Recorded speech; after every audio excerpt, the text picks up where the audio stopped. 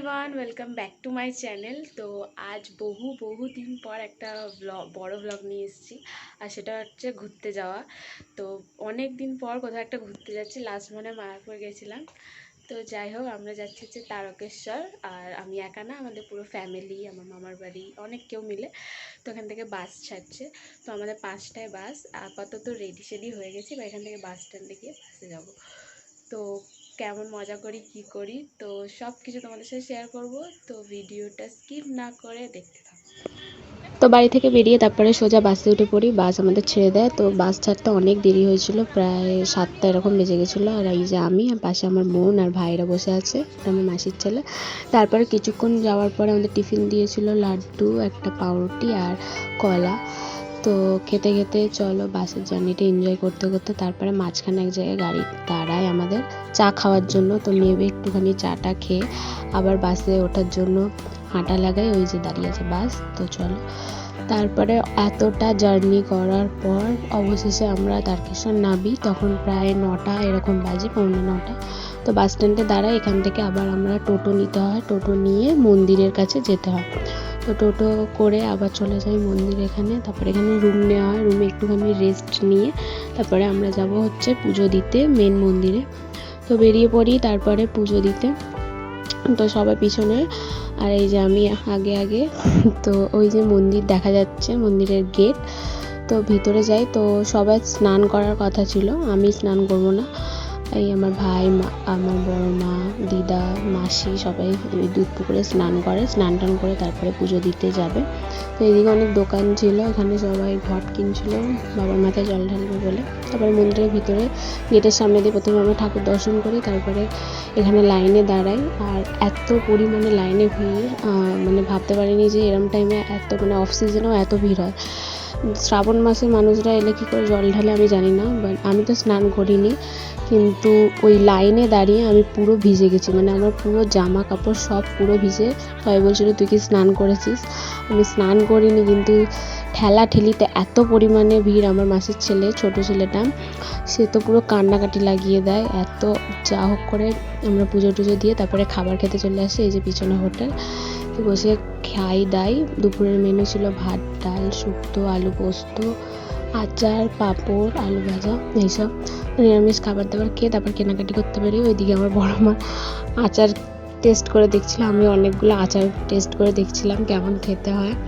তারপরে বেরিয়ে সবাই এখানে কেনাকাটি লাগাতে চালু করে দেয়, আমি তো সেরকম কিছু কিনিনি। তারপরে বাসে উঠে আবার চলে আসি আমরা হচ্ছে লোকনাথ ধাম।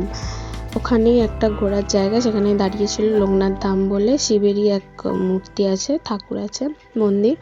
তো এই হচ্ছে মন্দিরটা। এই জায়গাটা বেশ আমার ভালো লেগেছিলো, বেশ শান্তশিষ্ট, মানে পুরো শান্ত পরিবেশটা, ভিতরটাও খুব সুন্দর। আমি কোনো জায়গায় ঠাকুরের কোনো ক্লিপ নিইনি। তো যারা দেখতে চাও এসে দেখো, ভালো লাগবে অবশ্যই। তো এখানে কিছুক্ষণ ঘোরাঘুরি করে কিছু ফটো তুলে তারপর আমরা চলে যাই কাশী বিশ্বনাথের মন্দির। সব থেকে ভালো লেগেছে এই জায়গাটা। এখানে বাচ্চাদের আসলে সত্যিই খুব ভালো লাগবে, জায়গাটা সত্যি খুবই সুন্দর, চারিদিকটা কি সুন্দর। বাচ্চাদের সত্যি ভালো লাগবে, কারণ হচ্ছে এখানে আছে অনেক রকম অ্যাক্টিভিটি, বাচ্চাদের খেলার পার্ক টাইপের। আর প্রচণ্ড ভিড় ছিল, অনেক কিছু ছিল। তো আমার বোন ভাইরা তো কেউ এখান থেকে যেতেই চাইছিল না। এই যে ভিতর, ওই যে ওপরটা হচ্ছে মূর্তি শিবের। তো আমরা ওপরটায় উঠি, উপরটা থেকে খুবই সুন্দর লাগছিল দেখতে। এই যে ওপরের দৃশ্য, ওপর থেকে নিচে। এখানে আমরা অনেক ফটো তুলি। যারা আমার ফটো দেখতে চাও তারা ইনস্টা আর ফেসবুকে গিয়ে যাও, ফলো করে দাও। তো ডেসক্রিপশনে লিঙ্ক আছে, তাড়াতাড়ি গিয়ে ফলো করে দাও। আর এই যে ঠাকুর, এখান থেকে বেশ সুন্দর লাগছিল। আর ওখান থেকে যে হনুমানের মূর্তিটা দেখা যাচ্ছিল, সেইখানটা আমরা যাই। আর এখানে ছিল অনেকগুলো মাছ, মাগুর মাছ, খুব বড় বড়, দেখতে হেভি লাগছিল কিন্তু। তারপরে এইদিকে দেখো, এইখানে একটা বসার জায়গা ছিল, কি সুন্দর, নৌকার মতো, মনে হবে নৌকায় বসে আছি, খুবই সুন্দর। আর যে কটা জিনিস ছিল এখানে খুবই সুন্দর।